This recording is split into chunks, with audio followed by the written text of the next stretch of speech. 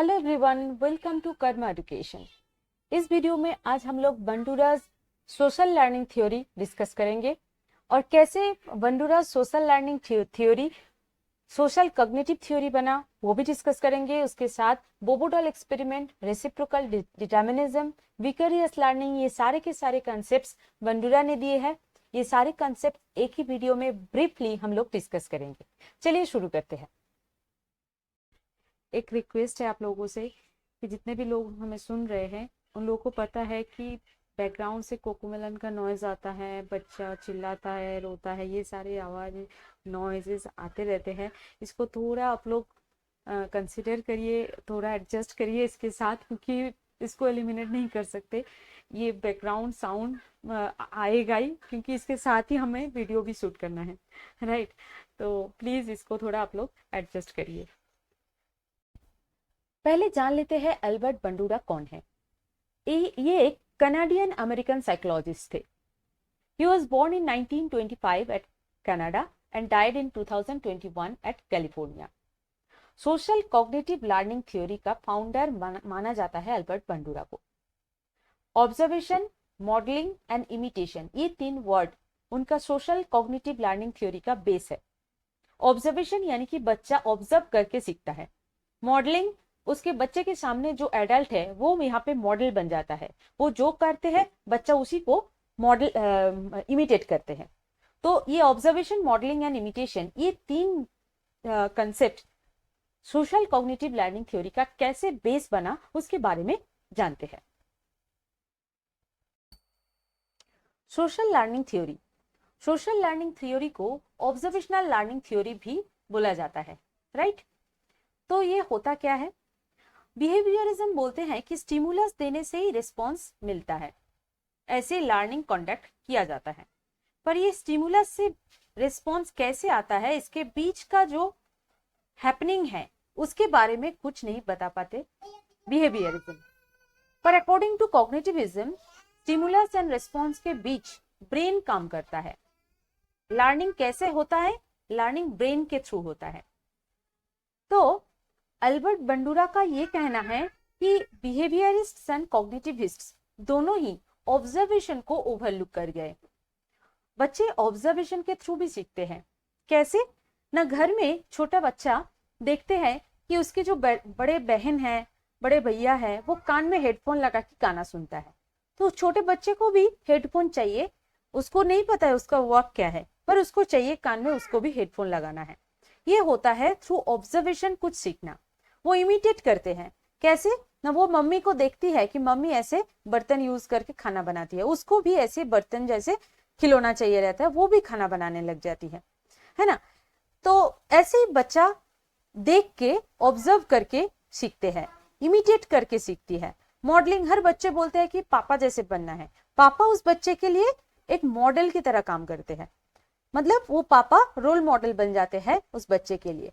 तो ऐसे भी लर्निंग होता है, ये अल्बर्ट बंडूरा का कहना है। मतलब बिहेवियरिज्म एंड कॉग्निटिविज्म, इस दोनों के बीच जो गैप है उसमें एक ब्रिज क्रिएट किया ऑब्जर्वेशनल लर्निंग थ्योरी, राइट। इसका प्रिंसिपल क्या क्या है? Attention, retention, reproduction and motivation. Attention यानी कि बच्चा जो भी देखते हैं, जो भी ऑब्जर्व करते हैं, उसको ऐसे ऑब्जर्व करते हैं ताकि उसमें ऐसा ही फोकस रहता है ताकि वो बहुत लंबे समय तक रिटेन कर पाए उस चीज को, और समय आने पे उसको रिप्रोड्यूस भी कर पाए। और ऐसे करने से समय आने पे उसको रिप्रोड्यूस करके उसको मोटिवेशन भी मिलता है ताकि वो और अच्छे से ऑब्जर्व कर पाए।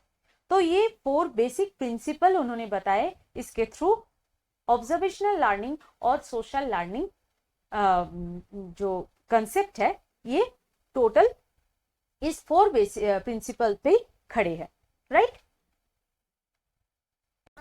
अल्बर्ट बंडूरा ने 1960 में ये सोशल लर्निंग थ्योरी दिए थे।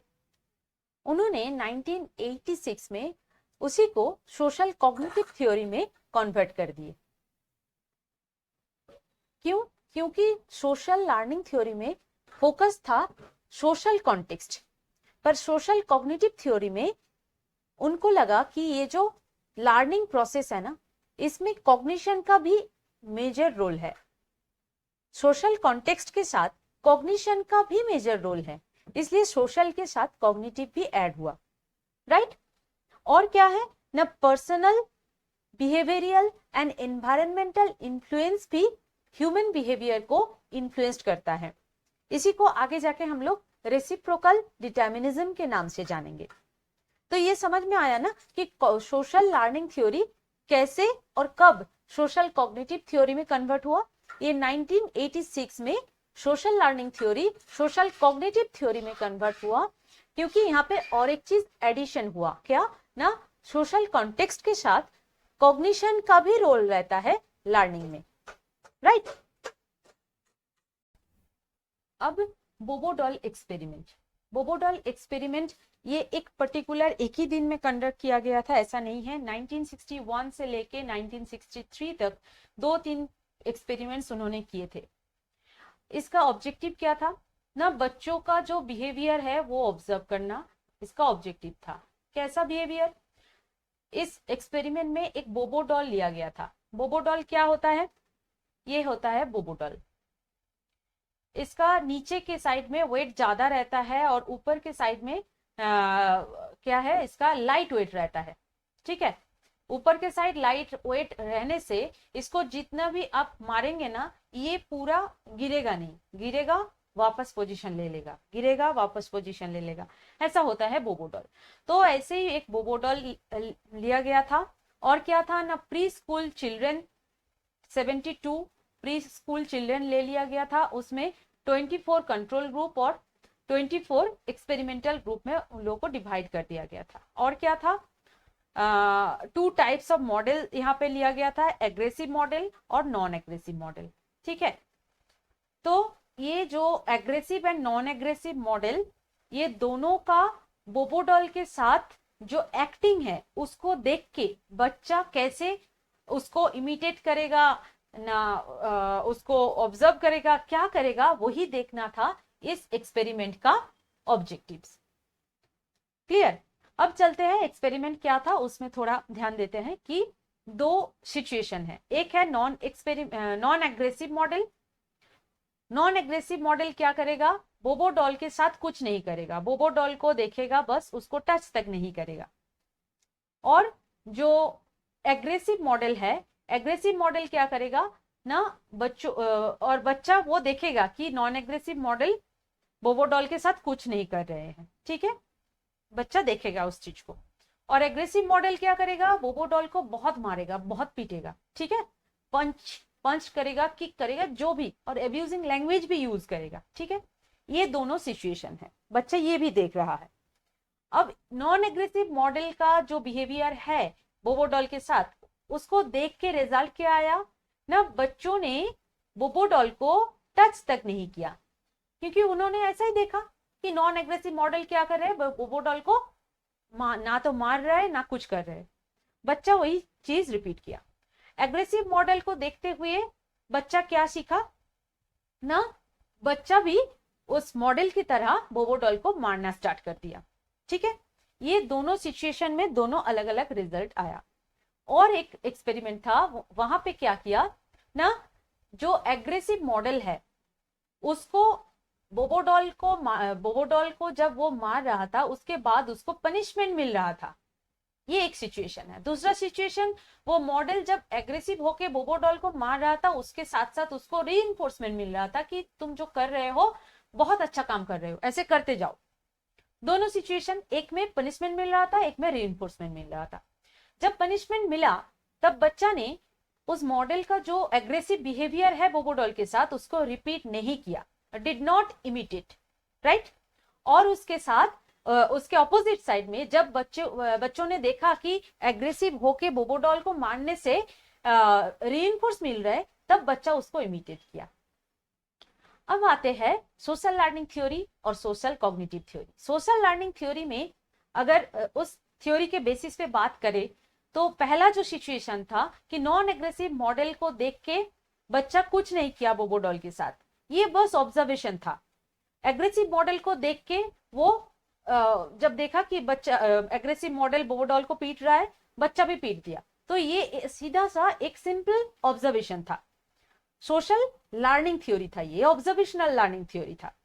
पर यहाँ पे बच्चा दिमाग लगाया कि एग्रेसिव मॉडल जो है उसको एग्रेसिव होके बोबो डॉल को मारने से पनिशमेंट मिल रहा है, तब वो जो एक्ट है उसको इमिटेट नहीं करना चाहिए। बच्चों को इतना समझ में आ गया, मतलब वो अपना खुद का कॉग्निशन यहाँ पे यूज किया। यहाँ पे वो देखा कि बच्चों को बच्चे ने ये देखा कि एग्रेसिव होके जब उसको मार रहा है बोबो डॉल को वो मॉडल, तब उसको इन रीइंफोर्समेंट मिल रहा है। मतलब मैं भी अगर बोबो डॉल को मारूं तो मुझे भी कोई बोलेगा आके कि बहुत बढ़िया काम कर रहे हो, करते रहो।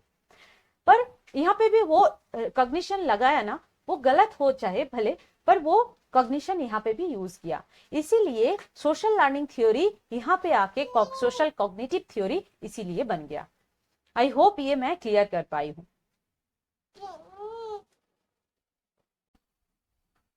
रेसिप्रोकल डिटर्मिनिज्म, रेसिप्रोकल डिटर्मिनिज्म ये अल्बर्ट बंडूरा ने एक मॉडल के तौर पे दिए थे।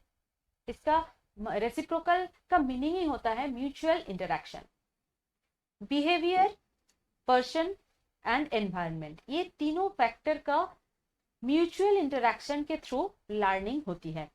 बिहेवियर यानी कि एक्शन एंड डिसीजन, एक इंडिविजुअल का एक्शन और डिसीजन वो आता है बिहेवियर में। पर्सन मतलब इंटरनल कॉम्पिटेंसीज, इमोशनल एबिलिटीज, ये सारे आएंगे पर्सन के अंदर। और एनवायरनमेंट यानी कि external spaces, laws, customs, rituals etcetera. तो ये तीनों फैक्टर का जो म्यूचुअल इंटरेक्शन है उसके थ्रू लर्निंग होती है। अब आते हैं विकेरियस लर्निंग। ये क्या होता है? विकेरियस का मतलब ही होता है इनडायरेक्ट। इनडायरेक्टली जब हम कुछ सीखते हैं उसको विकेरियस लर्निंग बोला जाता है। ये भी ऑब्जर्वेशनल लर्निंग का ही एक टाइप है। यहाँ पे क्या होता है ना, एक इंडिविजुअल जब दूसरे को पनिशमेंट या फिर रेइनफोर्समेंट मिलते हुए देख के कुछ सीखते हैं तब इसको विकेरियस लर्निंग बोलते हैं। इसमें आता है punishment, reinforcement and vicarious learning. Punishment में क्या है, मान लीजिए घर में दो बच्चा है, एक छोटे बच्चे है, एक बड़े है, दोनों मिलके बहुत शरारती कर रहे हैं। पापा आके बड़े को बहुत डांटे, छोटे बच्चे वो सीन देख के चुप हो जाते हैं। मतलब यहाँ पे इनडायरेक्ट लर्निंग छोटे बच्चों को हो गया। कैसे? उसको डायरेक्ट डांटने का जरूरत नहीं हुआ, बड़े भैया को डांटते हुए, बड़े भैया के ऊपर डांट पड़ रहा है ये देख के वो खुद शांत हो गया। ये आता है पनिशमेंट में। और रीइंफोर्समेंट में क्या होता है, मान लीजिए एक क्लासरूम में एक बच्चा बहुत अच्छे से एक क्वेश्चन का आंसर देते हैं और टीचर उसका बहुत तारीफ करते हैं। बाकी बच्चे को भी ऐसा लगता है कि हमें भी तारीफ मिलेगा अगर हम भी ऐसे अच्छे से आंसर दे पाएंगे, तो उसको एक मोटिवेशन, बाकी बच्चों के लिए वो मोटिवेशन बन जाता है।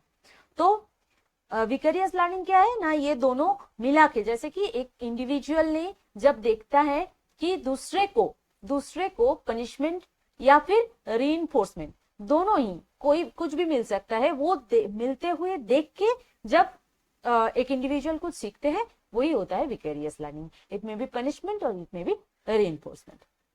तो ये है मोरलेस विकेरियस लर्निंग।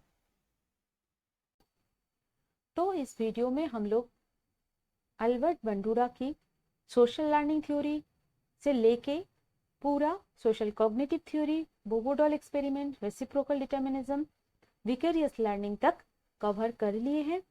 अगर आप लोगों को ये वीडियो इंफॉर्मेटिव लगा तो ज़रूर मुझे कमेंट बॉक्स में बताइए कि और कौन सा टॉपिक आप लोगों को चाहिए, मैं ज़रूर उस टॉपिक को कवर करूँगी। Okay, thank you.